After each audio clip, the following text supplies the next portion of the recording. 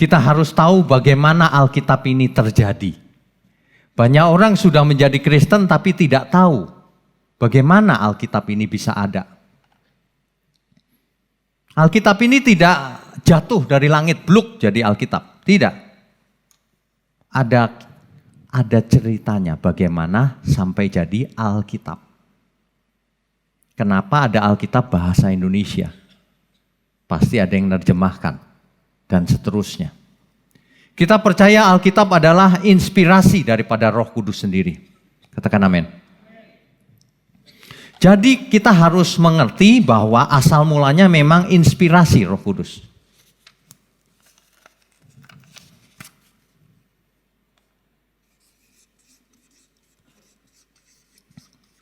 Jadi Roh Kudus memberikan inspirasi kepada penulis Alkitab.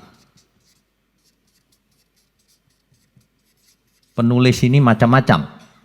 Kalau Kejadian, Keluaran, Imamat, Bilangan, Ulangan yang nulis Musa. Tentu saja dilanjutkan oleh Yosua, tidak hanya Musa. Kenapa?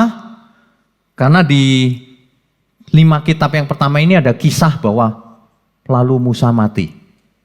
Masa Musa yang nulis bisa nulis sendiri? Lalu aku mati. Diteruskan oleh Yosua. Makanya kita kalau baca sesuatu harus cerdas. Segala sesuatu, kalau itu kebenaran, pasti ada alasannya, pasti ada faktanya. Roh Kudus memberikan inspirasi kepada penulis-penulis Alkitab, yaitu orang-orang yang dipercaya oleh Tuhan untuk menuliskan firman-Nya. Kemudian penulis Alkitab ini menulis, jadilah kitab-kitab asli. Kitab-kitab asli ini tulisan tangan. Hari itu belum ada mesin ketik, belum ada komputer. Jadi ditulis pakai tangan. Makanya kitab-kitab asli ini disebut autograf. Asal katanya autos artinya sendiri, grafo artinya tulisan. Autograf artinya tulisan tangan sendiri. Artinya kitab-kitab asli ini pasti tulisan tangan sendiri. Kalau kitab Kejadian, tulisan tangan Musa. Tetapi dengan berjalannya waktu, kitab-kitab ini pasti rusak. Apakah dibiarkan rusak? Waktu itu tidak ada fotokopi loh ya. Pasti disalin oleh para penyalin kitab. Jadi kitab-kitab asli ini disalin menjadi yang namanya manuskrip. Jadi kalau Bapak Ibu mendengar kata manuskrip, itu artinya salinan dari kitab aslinya. Disalin. Ini disalin. Ini ditulis. Ya. Jadi manuskrip. Autograf hari ini sudah tidak ada. Tapi manuskripnya banyak sekali. Karena selalu disalin, sebelum rusak disalin lagi, disalin lagi, disalin lagi, disalin lagi, terus begitu. Banyak orang menyerang perjanjian baru. Bukan perjanjian lama. Perjanjian lama mantap. Perjanjian baru diserang karena ada beda teks di sana sini di manuskripnya. Tapi kita tahu bahwa manuskrip-manuskrip ini sekarang perjanjian baru sudah ada lebih dari 5.800 manuskrip. Bapak Ibu bisa mengerti nggak kalau manuskrip itu ada huruf-huruf yang tidak jelas karena sudah berumur kan? Kalau cuma satu, kita akan kehilangan pesannya. Ini apa ya huruf ini ya? Tidak bisa dijawab, tidak bisa dikira-kira kan kalau hilang. Tapi kalau ada 2 manuskrip, kita tinggal bandingkan kan, salinannya ada 2. Oh huruf ini A ternyata. Mengerti ya? Kalau ada 5.800, ketemu nggak semuanya? Pasti ketemu. Jadi autograf tidak ada, tapi diwakili oleh manuskrip-manuskrip yang begitu banyak. Dan sudah terbukti manuskrip perjanjian baru dalam bahasa Yunani. Manuskrip perjanjian lama dalam bahasa Ibrani dan Aram. Ya, dan Aram.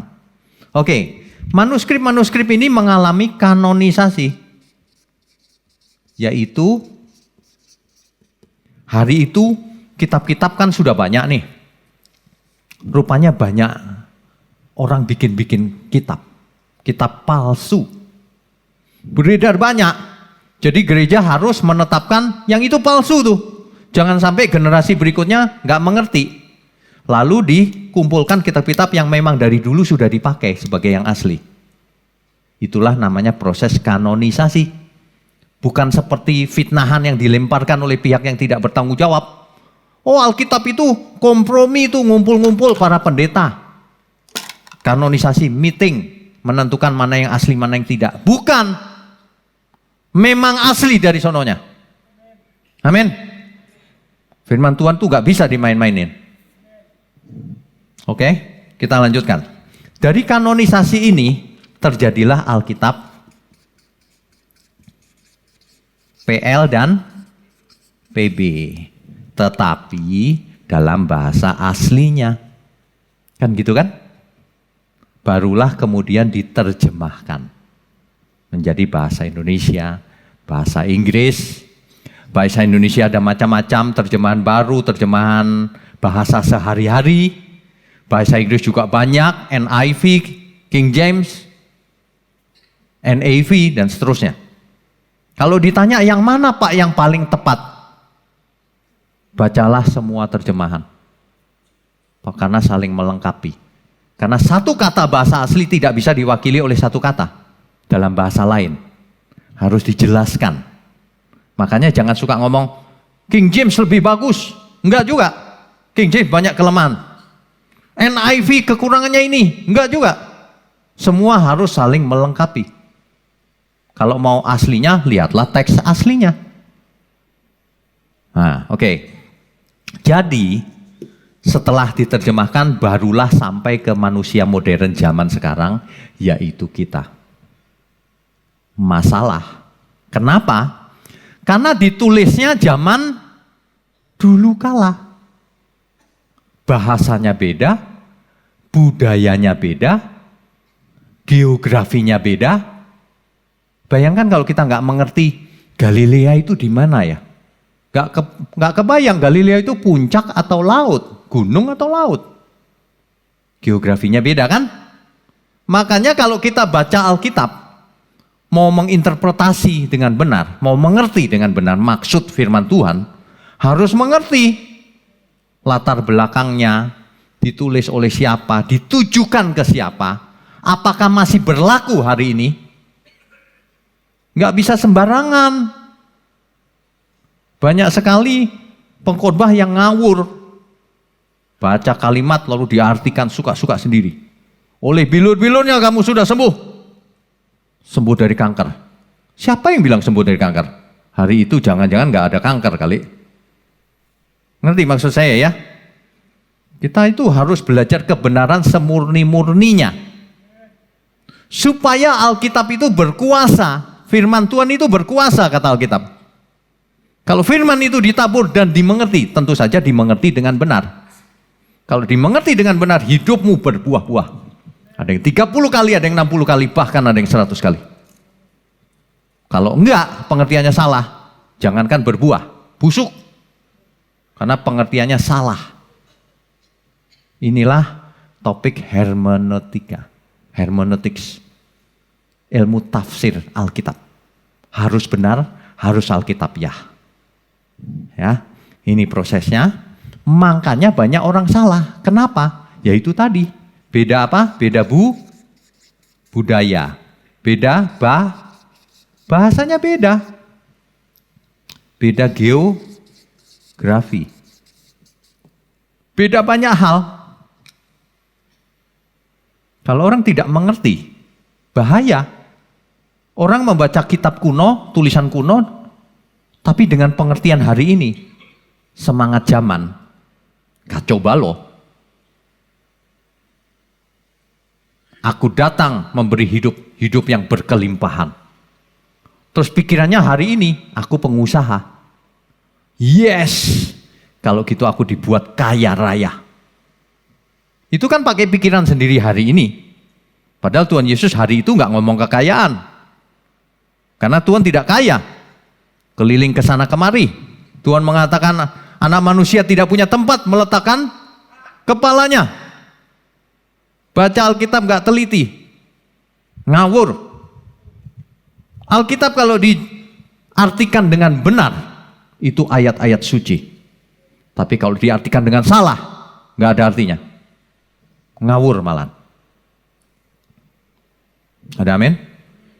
Bapak Ibu mesti bertobat hari ini ya, siapapun kita. Jangan baca sembarangan. Harus mengerti. Banyak orang salah waktu melakukan hermeneutik atau ilmu tafsir. Ya, kita tentu tahu garis waktu. Dimulai dari Adam sampai nanti kekekalan. Di zaman ini ada salib. Sebelum salib namanya perjanjian lama. Setelah itu perjanjian baru. Bapak Ibu coba pakai logika sederhana.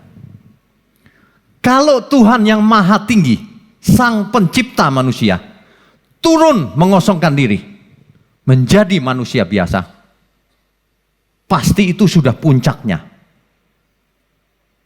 Ada amin nggak? Pasti itu intinya yang punya turun. Nggak mungkin setelah Tuhan Yesus ada pengajar lain, aku menyempurnakan, aku merevisi, melengkapi. Nggak mungkin. Makanya Tuhan Yesus mengunci semua kemungkinan. Sang rajanya Tuhan Yesus. Imam besarnya Tuhan Yesus. Nggak ada imam lain, jangan ngaku-ngaku. Nabi terakhir Tuhan Yesus. Kalau ada nabi terakhir, nabi setelah Tuhan Yesus di perjanjian baru, Nabi Agabus. Itu sisa-sisa yang masih ada ketika itu. Setelah itu sudah nggak ada. Ada sih, akan ada lagi kata Tuhan Yesus. Nabi palsu. Karena Tuhan Yesus sudah yang maha tinggi turun. Kalau yang maha tinggi turun, pencipta turun, berarti itu sudah habis-habisan, terakhir, versi terakhir. Jelas ya? Artinya, seluruh perjanjian lama, ayat perjanjian lama, kalau dibaca, harus puncaknya ada di sini. Di Kristus.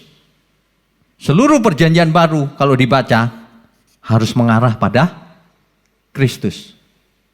Itulah ilmu tafsir yang benar. Ilmu tafsir yang benar cirinya,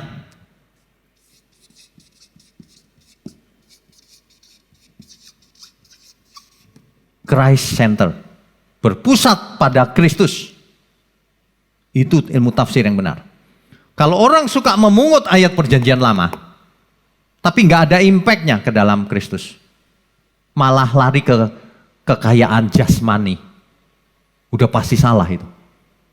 Kalau orang lari ke perjanjian baru, lalu bikin teologi sendiri yang tidak sesuai dengan yang dikatakan Kristus, pasti salah.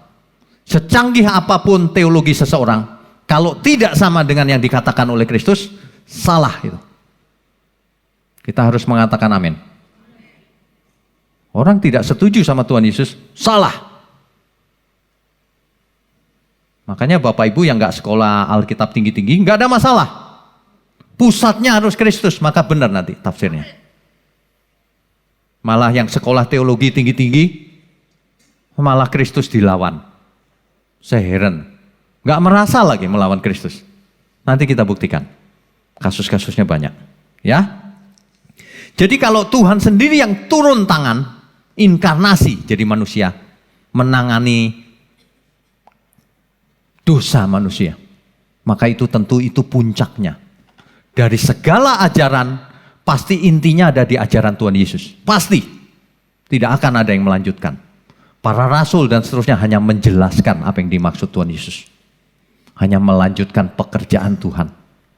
Demikian juga kita. Jangan bikin ajaran baru. Ajaranmu puncaknya itu ajaran Tuhan Yesus. Makanya kalau kita lihat teolog A, teolog B, teolog C, nggak peduli. Pokoknya dia nggak sesuai Tuhan Yesus, Salah dia pasti. Kita harus strict banget pada prinsip ini. Pendalaman Alkitab ini nggak ada artinya kalau kita tidak berpusat pada Kristus. Kita belajar tidak biasanya loh. Biasanya begini-begini ini dibawakan di sekolah teologi. Tapi karena gereja Rehobot adalah sekolah Alkitab, maka pendalaman Alkitab belajarnya begini. Biar pulang dari sini mantap. Baca Alkitab sendiri, ngerti. Tekniknya benar. Sehingga kita boleh mengerti kehendak Tuhan. Tapi kemuliaan untuk Tuhan.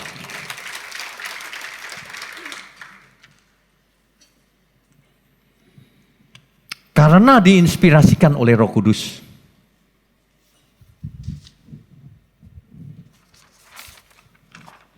Karena asalnya Alkitab itu Roh Kudus, yaitu Roh Bapa. Maka Alkitab tidak bisa salah. Tidak bisa salah. Ada orang-orang tertentu yang tanya saya, sebenarnya mau menjatuhkan. Dia tanya, ajaran Yesus intinya apa Pak? Oh begitu. Kalau Paulus, kok beda? Saya cuma jawab, Alkitab tidak bisa salah. Tuhan Yesus pasti benar, Rasul Paulus juga pasti benar, karena muridnya Tuhan Yesus. Gitu aja, jangan mau dipancing. Rasul Paulus ngajarin yang beda tuh, tidak. Sama. Kalau beda berarti kau nggak mengerti. Karena asalnya Roh Kudus, maka Alkitab tidak bisa salah.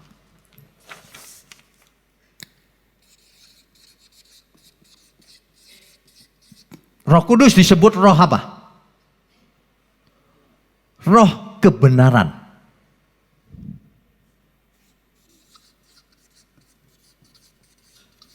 Roh kebenaran. Artinya kalau dia menginspirasikan jadi Alkitab, maka Alkitab tentu benar. Tentu tidak bisa salah. Dalam hal apapun. Kebenaran itu cirinya minimal ada 3. Sesuai dengan fakta. Sesuai fakta. Ada orang yang ngomong begini, bumi ini sebenarnya bukan bulat Pak, datar. Oh ya? Mana buktinya? Itu ada ayatnya. Seperti daratan bumi. Alkitab tidak bisa salah. Yang salah adalah manusianya. Salah interpretasi, salah tafsir. Gak mengerti prinsip Alkitab. Kebenaran itu sesuai dengan fakta. Yang kedua, kebenaran itu koheren. Koheren itu maksudnya tidak ada pertentangan di dalamnya. Tidak ada yang kontradiksi, tidak ada yang saling menentang. Kalau ada 2 ayat atau lebih yang seolah-olah bertentangan, itu berarti manusianya yang tidak mengerti. Nanti kita lihat ya. Yang terakhir, kebenaran itu pragmatis. Pragmatis itu ada dampaknya. Kebenaran itu dampaknya untuk memuliakan Tuhan. Pasti. Kalau ada teologi yang tidak memuliakan Tuhan, meskipun kelihatannya ruwet canggih, salah itu. Karena tidak pragmatis. Kalau ada teologi yang mengatakan bahwa kita sudah selamat saudara, tidak perlu berusaha hidup kudus. Tidak pragmatis, tidak berdampak. Ada sih dampaknya, merusak. Malah jadi pasif orangnya. Itu pasti teologi yang salah. Teologi yang benar itu berdampak mengubah kita semua. Aku mau hidup kudus Tuhan. Aku mau belajar. Aku mau melakukan kehendak Tuhan. Aku mau jadi berkat bagi sesama. Berdampak mengubah. Itulah sebabnya Alkitab berkata hidupmu akan berbuah-buah.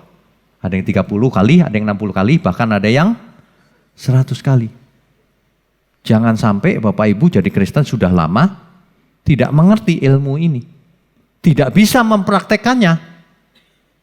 Orang yang sekolah teologi di STT belum tentu bisa mempraktekkan. Tapi kalau jemaat tulus malah bisa mempraktekkan. Amin.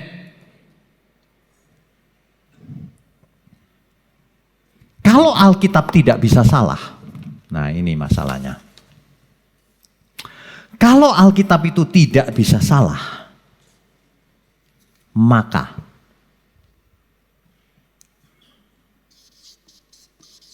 kalau ada ayat 1 dan ayat kedua seolah-olah bertentangan, seolah-olah.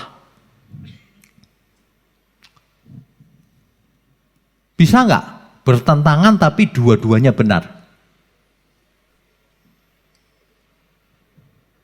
Bisa nggak sesuatu yang bertentangan tapi dua-duanya benar? Ada hukum namanya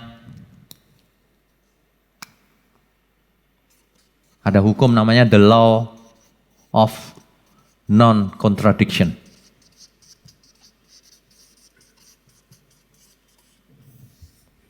Apa artinya? Hukum non-kontradiksi. A dan non-A, bisa nggak dua-duanya benar? Bingung kali ya? Saya ganti pakai kalimat. Ada ajaran yang mengatakan Yesus itu Tuhan. Ada ajaran lain yang mengatakan Yesus bukan Tuhan. Bisa nggak dua-duanya benar? Dua-duanya benar, Pak? Bisa? Tidak bisa. Pasti salah satu benar. Bertentangan. Nangkap maksudnya ya? Nggak bisa dua-duanya benar. Ada orang mengatakan banyak jalan menuju Roma. Banyak jalan menuju Bandung. Iyalah. Tapi menuju surga cuma satu. Nggak ada yang lain. Nggak pernah ada satu pribadi yang menawarkan surga. Nggak pernah ada. Kecuali Tuhan Yesus. Nggak pernah ada. Yang ada begini, mudah-mudahan. Lah kalau yang mudah-mudahan banyak. Tapi kalau aku menyediakan tempat bagimu. Cuma Tuhan Yesus. Yang lain mudah-mudahan. Trust me. Cek sendiri kau. Gak percaya. A dan non-A gak mungkin dua-duanya benar. Itu namanya hukum non-kontradiksi. Inilah yang kita mau bahas. Agak rumit ya. Tapi gak apa-apa. Nanti contohnya sederhana. Contoh-contohnya sederhana. Banyak sekali yang tidak memperhatikan prinsip ini. Sehingga orang membaca Alkitab bingung sendiri. Kalau Alkitab itu benar, maka artinya ayat 1 dan ayat 2 bertentangan, tidak mungkin. Itu artinya. Karena kalau bertentangan masa salah satu salah? Memangnya ada ayat yang salah di Alkitab? Tidak ada. Kalau seolah-olah bertentangan bisa. Kenapa? Yaitu tadi, manusianya yang tidak mengerti. Salah interpretasi. Jadi sebenarnya apa yang terjadi? Kita harus punya teknik hermeneutika yang benar. Kalau sesuatu bertentangan, ingat baik-baik. Konteksnya jangan-jangan beda. Jangan-jangan konteksnya beda. Contohnya, pakai contoh lebih gampang kali. Kalau ada ayat yang mengatakan kau dibenarkan karena iman. Sementara ada ayat lain yang mengatakan dibenarkan karena perbuatan. Maka yang benar yang mana? Seolah-olah iman dan perbuatan itu bertentangan. Seolah-olah. Kalau orang nggak mengerti, ribut melulu gitu. Itu orang nggak mengerti. Padahal ini dua hal yang berbeda, bukan bertentangan. Memang karena iman, betul. Tapi iman itu ada perbuatannya. Sederhana. Kalau orang biasa belajar logika sederhana, itu juga sederhana. Iman macam apa yang nggak ada perbuatannya? Bohong itu. Tapi saya heran juga tuh, banyak orang mengatakan yang penting kan percaya Pak. Yang penting percaya itu dalam pikiran mereka. Yang penting aku setuju bahwa Yesus itu Tuhan. Lah kalau cuma setuju, setan juga setuju. Roh-roh jahat gemetar. Setuju sih Yesus Tuhan dan gemetar. Manusia setuju Yesus Tuhan, enggak gemetar. Coba bayangkan. Makanya kalau ada yang bertentangan itu, ya perhatikan baik-baik. Ini butuh fokus, konsentrasi ini. Kalau ayat yang satu itu seolah-olah bertentangan dengan ayat kedua, maka kemungkinannya itu beda konteks. Bukan bicara hal yang sama. Jadi tidak bertentangan. Beda konteksnya. Itu yang pertama. Yang kedua, bukan. Ini saling melengkapi. Suatu hari masing-masing ini akan dibahas kali ya. Biar makin lama makin mengerti. Yang lain saling menjelaskan. Bukan bertentangan. Jangan-jangan konteksnya memang beda. Saling melengkapi. Saling menjelaskan. Karena satu ayat dengan ayat yang lain itu begitu. Atau sudah dibatalkan. Nah yang ini orang alergi. Dibatalkan tuh maksudnya bukan dihapus dari Alkitab. Bukan. Sunat masih berlaku nggak sampai hari ini? Apakah orang Kristen wajib sunat? Kan tidak kan? Padahal Alkitab mencatat itulah perjanjian antara Abraham dan Allah, perjanjian yang kekal. Kekal loh, dikatakan Alkitab. Berlaku nggak hari ini? Tidak, kenapa? Dibatalkan. Nggak penting itu, sunat fisik itu. Yang penting sunat hati. Cara baca Alkitab tuh begitu. Tapi itu kekal Pak. Tapi kalau Tuhan yang rubah, udah selesai zaman itu. Sudah dibatalkan. Ya, kita mesti tahu. Atau ayat ini ditujukan pada pribadi tertentu saja di Alkitab. Hanya pribadi tertentu. Bisa saja. Udah gak berlaku dong, cuman pribadi tertentu aja kok. Contohnya, banyak contohnya. Nuh, kamu bikin bahtera ya. Karena bumi akan ditenggelamkan oleh air bah. Air bah akan terjadi lagi gak? Menenggelamkan seluruh bumi. Tidak, Alkitab berkata tidak. Maka kita tidak harus buat bahtera lagi. Itu hanya untuk Nuh. Betul ya? Pribadi tertentu saja. Atau kasus tertentu saja.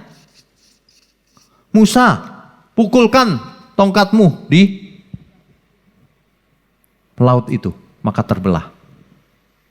Itu untuk Musa dan kasus hari itu saja. Kita nggak bisa tiru hari ini. Bawa tongkat ke Ancol. Nggak bisa. Ini contoh saya ulang-ulang loh, tapi untuk menjelaskan pengertian-pengertian ini. Coba aja ke Ancol besok, tongkat dipukul-pukulin. Nggak berlaku. Itu yang saya maksud. Ayat itu nggak berlaku hari ini. Tapi bukan berarti dihapus dari Alkitab. Maksudnya sebagai pelajaran bagi kita. Oh dulu Musa disuruh begitu. Kita nggak disuruh. Amin ya. Kita mesti tahu persis yang mana nih. Atau ayat itu hanya untuk bangsa Israel saja. Taurat untuk siapa? Untuk Israel. Kekayaan bangsa-bangsa akan pindah ke kamu. Itu untuk siapa? Itu Israel. Ayat itu hanya untuk Israel loh. Bukan untuk kita. Kok diterapkan sama kita? Matre sih.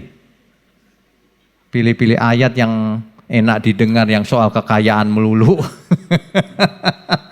Aduh. Kita itu hidup cuma sekali. Ngapain sih menipu diri sendiri? Untuk apa semua itu? Mari kita belajar kebenaran yang mentok gitu loh. Ada amin gak ini?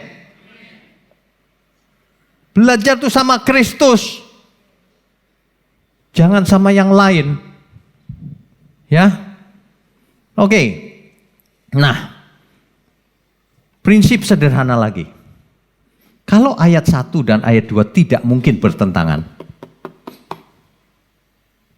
Kan seluruh ayat Alkitab nggak ada yang bertentangan. Jangan-jangan itu tadi beda konteks dan sebagainya dan sebagainya. Jadi sebenarnya semua ayat dengan ayat yang lain itu tidak bertentangan. Kalau ayat tidak bertentangan, Bapak Ibu ketemu ayat yang sulit di sini, susah. Ini apa sih maksudnya gitu? Lalu di sini ada ayat lain yang gampang kalimatnya, tapi membahas hal yang sama. Maka pilihlah yang gampang. Nangkep nggak maksud saya? Misalnya, mau masuk surga? Menurut Paulus, ruwet bener ceritanya. Tapi ada cerita lain yang gampang. Pilihlah yang gampang, pasti benar itu. Gak ada ayat yang salah soalnya. Untuk hal yang sama ya. Prinsipnya begini. Sederhana sih, cuma orang nggak mengerti. Bapak Ibu kalau kuliah nggak begini ceritanya. Ini pengalaman aja. Jadi hermeneutik yang benar tuh begini, bukan teoritis ruwet-ruwet gitu. Harus Kristus pusatnya. Kristus ada di perjanjian baru. Meskipun ada juga di perjanjian lama. Ada. Tapi harus memuncaknya di Kristus semuanya. Baik perjanjian lama maupun perjanjian baru. Sekarang puncaknya. Tadi itu pengantarnya. Sekarang puncaknya. Kalau antar ayat aja nggak ada yang salah. Tapi ada ayat tertentu yang kalimatnya sulit dimengerti. Satu, karena pakai kata-kata yang sulit. Dua, karena kalimatnya panjang pakai anak kalimat yang panjang. Kitab Roma. Sulit dimengerti. Ketiga, mungkin pakai gaya bahasa tertentu. Pakai istilah-istilah di zaman itu yang kita nggak kenal. Bisa. Tapi ingat, topik ini adalah hermeneutik atau ilmu tafsir yang benar. Puncak atau intinya segala tafsir Kristus. Jadi saudara, kalau di sini Tuhan Yesus ngomong apa, maka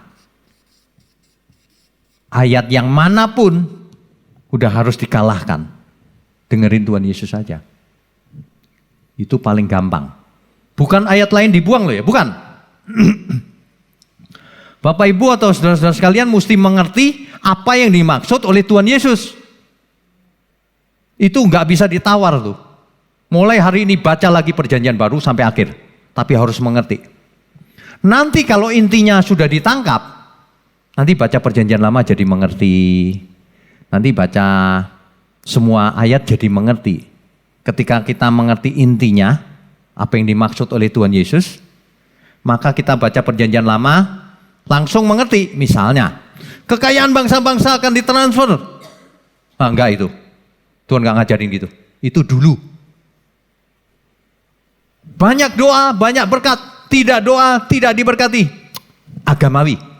Langsung mengerti. Banyak doa enggak dikasih apa-apa sama Tuhan kalau doanya salah. Ada enggak doa yang salah? Ada. Banyak doa yang salah. Minta yang aneh-aneh, pakai nama Tuhan Yesus. Enggak ada. Kalau minta harus minta yang benar untuk kemuliaan Tuhan.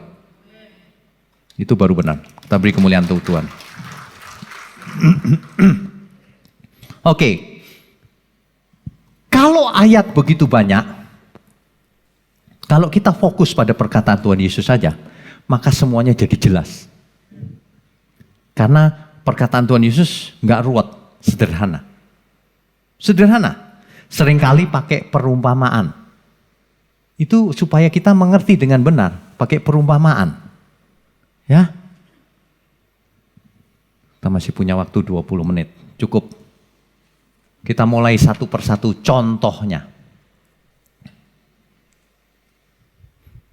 Yang pertama, ada isu keselamatan itu karena iman atau perbuatan.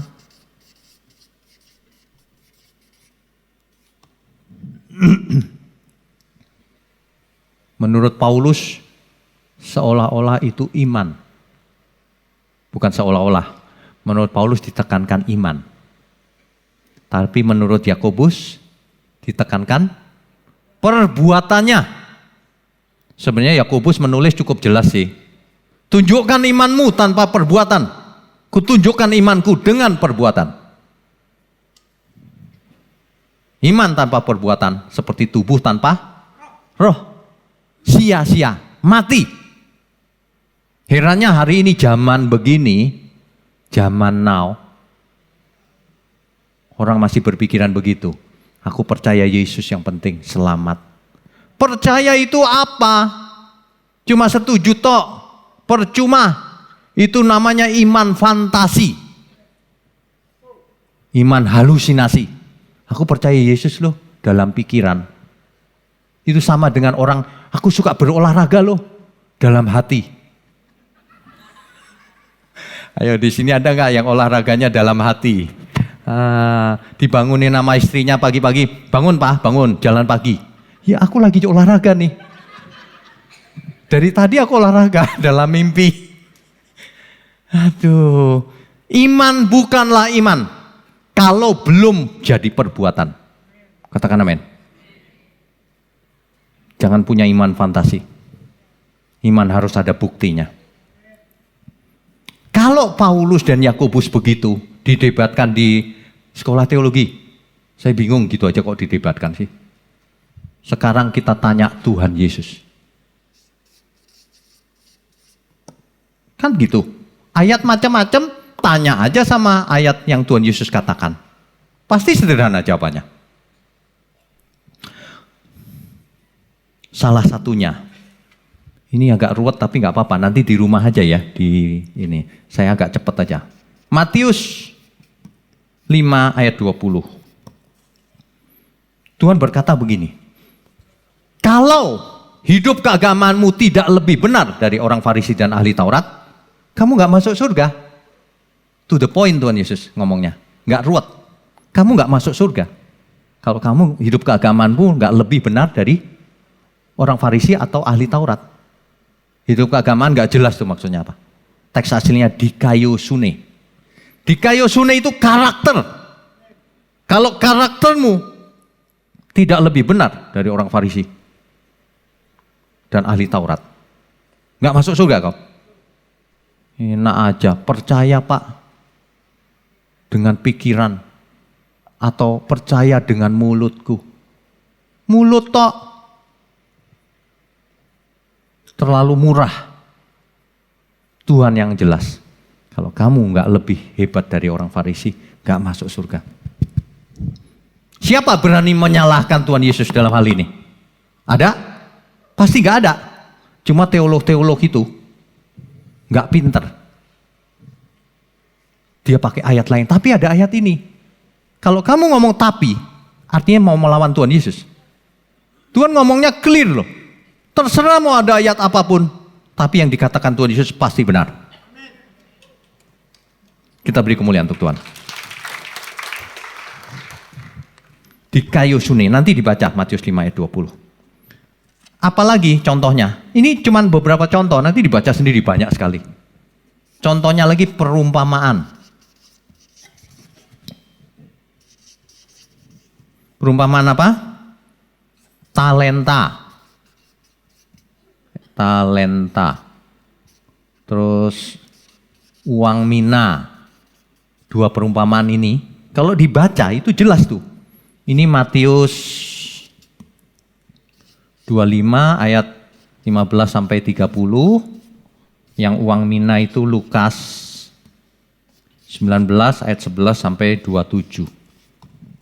Coba Bapak Ibu bayangkan, perumpamaan tentang talenta ini apa maksudnya? Apa hubungannya dengan keselamatan iman dan perbuatan? Tuhan kalau ngomong tuh jelas banget. Hal kerajaan surga seperti seorang tuan yang bepergian jauh. Dipanggilnya hamba-hambanya.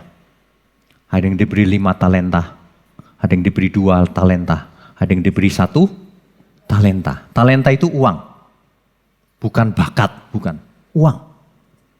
Dalam perumpamaan mina dikasih 10 mina. Artinya apa? Hamba-hambanya itu dipanggil dikasih modal usaha. Itu perumpamaan, bukan bisnis beneran. Nanti tuannya itu akan kembali pulang. Terus ditanya, modal yang kukasih itu buat apa selama ini? Kan begitu kan? Ada hamba yang jahat. Tuhan gak ku apa-apakan Tuhan. Kamu hamba yang jahat, dibuang ke lautan api. Di sana ada gertak gigi. Gitu kan? Artinya orang itu tidak selamat. Yang selamat adalah hamba yang baik. Yang mengusahakan talenta dan uang mina itu. Modal yang diberikan Tuhan. Orang yang selamat adalah yang melakukan kehendak Tuhan. Dengan semua yang ada pada kita. Hukumnya jelas. Kasihlah Tuhan Allahmu dengan segenap hati, dengan segenap akal budi, jiwa, kesadaran, kekuatan. Saya sering tambahkan, dengan segenap uangmu, dengan segenap waktumu, dengan segenap waktu kita, dengan segenap semua yang ada pada kita. Itulah yang dimaksud dengan talenta dan uang mina. Nanti ketika Tuhan Yesus datang, kita harus bertanggung jawab. Hidup kita ini untuk apa selama ini? Jangan seperti orang kaya yang bodoh yang dikatakan oleh Alkitab. Yang hidup untuk dirinya sendiri. Kita harus hidup untuk kemuliaan Tuhan. Amin ya. Kan kita semua nanti mau ketemu kan? Ya, kita beri kemuliaan untuk Tuhan. Ini baru soal keselamatan. Ini baru contohnya 3 kasus. Baca aja sendiri seluruh Alkitab apa yang dikatakan Tuhan Yesus. Tuhan Yesus sering ngomong begini, hal kerajaan surga. Nah gitu. Ya. Jadi karena apa? Iman benar. Tapi iman yang sudah jadi perbuatan. Yaitu tadi, modal yang diberikan Tuhan pada kita, untuk apa waktu kita hidup? Itulah iman yang benar. Itulah ibadah yang sejati. Itu maksudnya. Kasus kedua.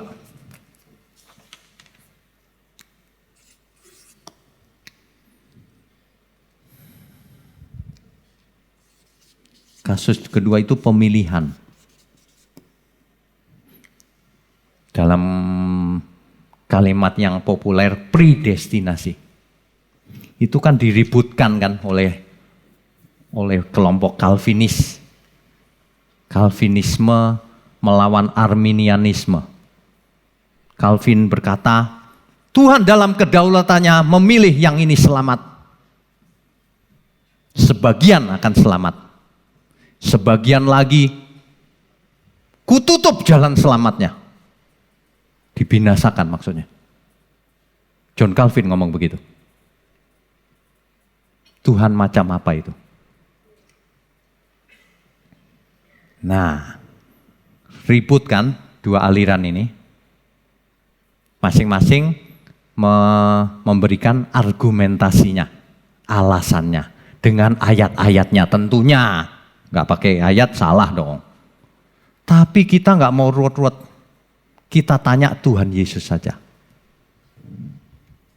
Apa benar Tuhan seperti itu? Kita tanya saja Tuhan Yesus. Daripada ribut-ribut Calvin sama Arminian.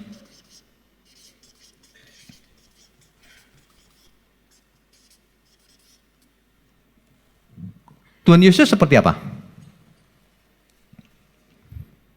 Hal kerajaan surga seperti seorang raja yang mengadakan perjamuan kawin. Matius 22 ayat 1 sampai 14. Nanti dibaca di rumah tuh. Tuhan Yesus tuh mengajarnya jelas. Hal kerajaan surga seperti seorang raja yang bikin pesta kawin. Orang-orang yang diundangnya tidak mau datang. Kata-katanya apa? Tidak mau. Artinya apa tidak mau? Menolak. Artinya apa? Orang yang diundang menolak. Punya kehendak bebas.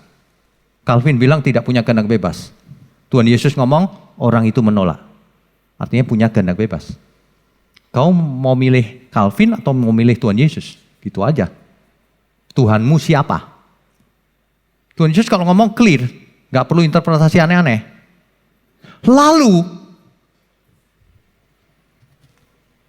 Lalu sang raja mengundang siapa saja yang lewat. Artinya yang diundang semua orang, bukan pilih-pilih sang raja. Ada amin? Artinya Tuhan Yesus mati untuk semua orang. Israel didatangi Tuhan Yesus, menolak.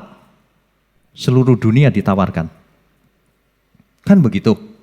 Tetapi meskipun sudah dipilih jadi umat pilihan, kita jadi umat pilihan. Meskipun sudah jadi umat pilihan, diundang datang ke pesta, ada dua macam rupanya. Ada yang mengenakan baju pesta, ada yang tidak. Yang tidak diusir sama sang raja. Yang pakai baju pesta, itulah yang diperkenankan menghadiri perjamuan pesta di surga. Baju pesta melambangkan kekudusan. Masa Tuhan yang menentukan kau nanti pakai baju pesta ya, yang kau jangan pakai ya, gitu. Itu kan karena seseorang memang mau mempersiapkan baju pesta, kehendak bebas. Nangkap ya maksudnya ya. Perumpamaan yang Tuhan Yesus ajarkan itu sederhana. Dan tidak ada orang berani nyalain. Paling muter-muter lagi cerita pakai teori. Manusia suka pakai teori. Tuhan Yesus enggak, pakai perumpamaan biar kau jelas. Enggak usah pakai teori canggih-canggih. Ya. Oke. Jadi dipilih sebagian atau semua? Semua diundangnya. Nanti dibaca aja sendiri di rumah. Ini kasus ini. Semua diundangnya. Itu banyak loh contohnya. Oke, yang ketiga. Yang soal kehendak bebas. Kehendak bebas sudah kita bahas tadi, perjamuan. Yang pakai diundang gak mau itu kan kehendak bebas, menolak. Yang datang pun ada yang pakai pakaian pesta, ada yang tidak. Itu kehendak bebas juga. Apakah kita mau mempersiapkan diri pakai pakaian pesta? Hidup kudus atau tidak? Ini kasusnya Tuhan Yesus loh yang ngomong, bukan siapa-siapa. Ini Sang Maharaja, Tuhan sendiri yang ngomong. Kalau orang sampai nggak percaya ini ya kok jangan jadi Kristen. Karena Kristen itu pusatnya Kristus. Itu jelas banget tuh. Kehendak bebas. Perumpamaan tadi sudah ya yang di atas ya. Satu lagi nih, Matius 25 ayat 1 sampai 13. Nanti dibaca di rumah. Perumpamaan tentang gadis bijaksana dan gadis yang bodoh. Gadis yang bodoh gak menyiapkan minyak. Yang bijaksana menyiapkan minyak. Menyiapkan minyak, siapa yang nyediain? Tuannya atau gadisnya sendiri? Ya gadis itulah. Siapa yang harus hidup kudus? Ya kita sendiri. Masa Tuhan yang menentukan? Masa Tuhan yang menggerakkan? Ajaran macam apa itu? Hari ini bertobat lagi semua yang masih pikirannya begitu. Pikiran begitu itu nggak bisa maju. Kita yang harus hidup kudus. Kok malah nanti Tuhan yang menentukan, Tuhan yang menggerakkan. Nasib, takdir, apapun namanya. Salah itu. Wong Tuhan mengajarin kita harus hidup kudus, Ya, itu kehendak bebas. Bahkan perumpamaan talenta dan mina tadi. Mengusahakan mina dan talenta tadi atau tidak, kan kehendak si hamba. Kehendak bebas. Betul kan? Gak usah pakai ayat yang ruwet-ruwet, gak usah. Tuhan Yesus saja udah jelas ngomongnya apa. Teolog-teolog tuh suka berteori. Aneh. Gitu. Nah, sekarang barulah yang pragmatis.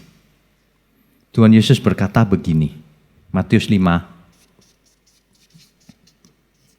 ayat 48. Kamu harus sempurna seperti Bapa sempurna. Itu kata-kata Tuhan Yesus. Tidak seorang pun di antara kita yang boleh mengartikan lain. Karena itu sangat sederhana.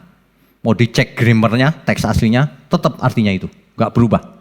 Kamu harus sempurna. Herannya, heran lagi. Teolog ngomong, manusia gak bisa sempurna.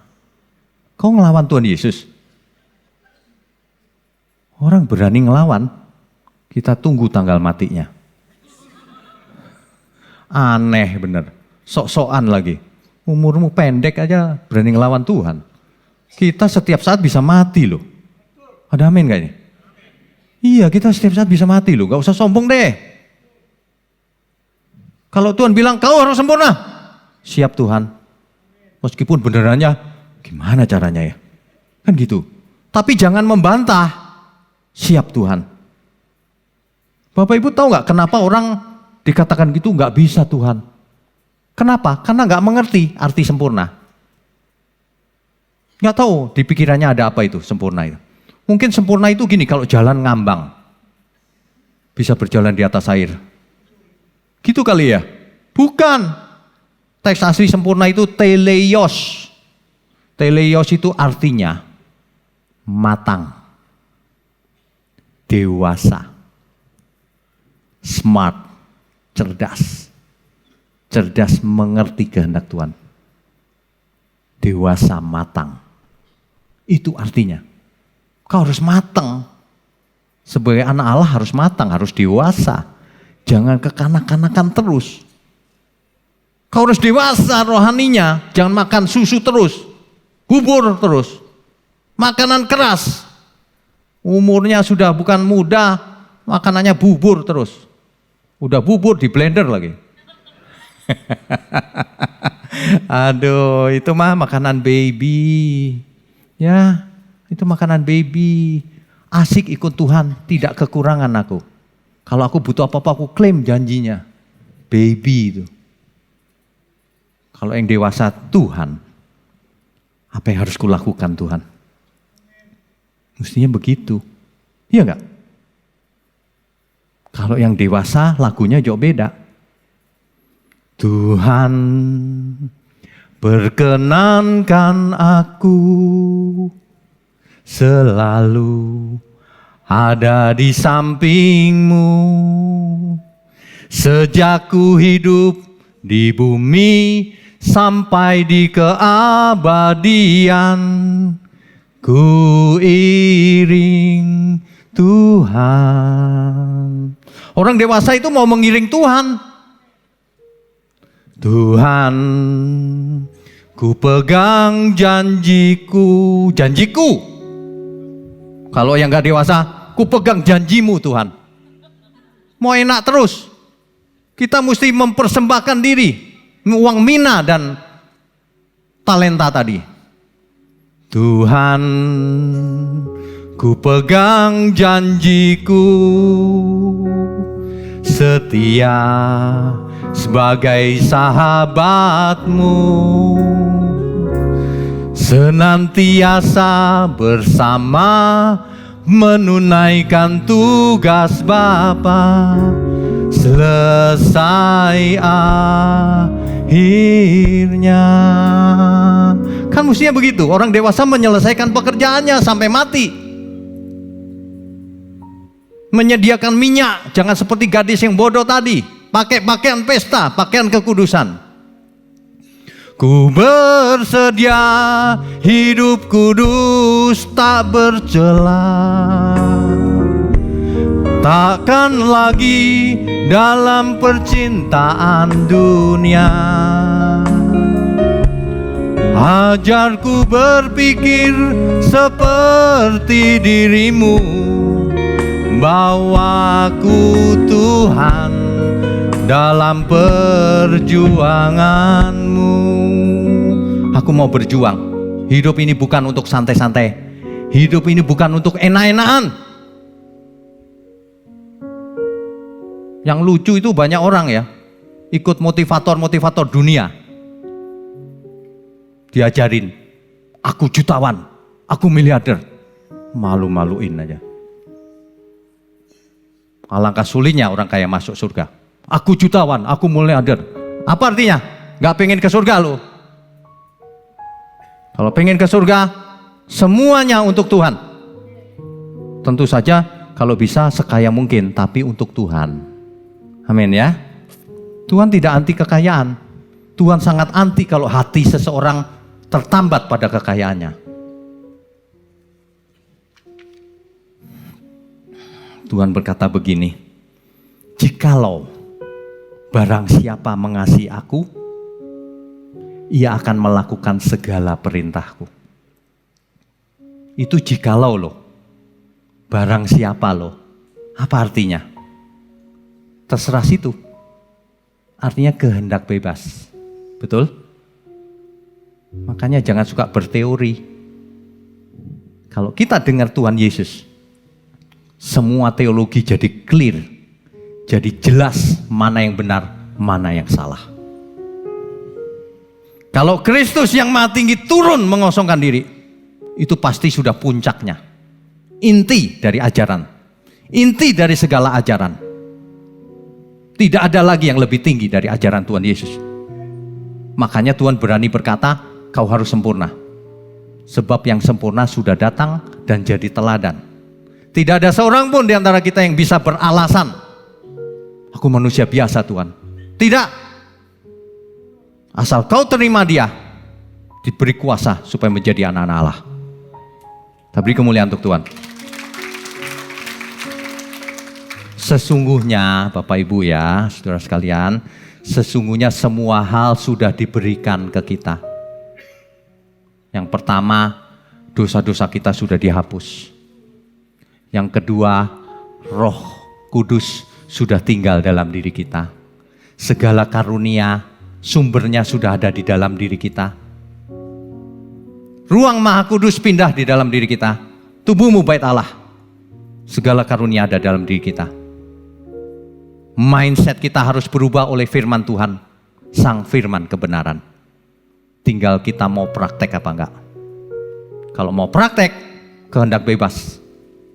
Ayo mau praktek apa enggak? Kalau mau jadi anak Allah harus praktek. Amin. Hari ini kita belajar pusat dari segala sesuatunya adalah Kristus yang Maha Tinggi. Kita beri kemuliaan untuk Tuhan.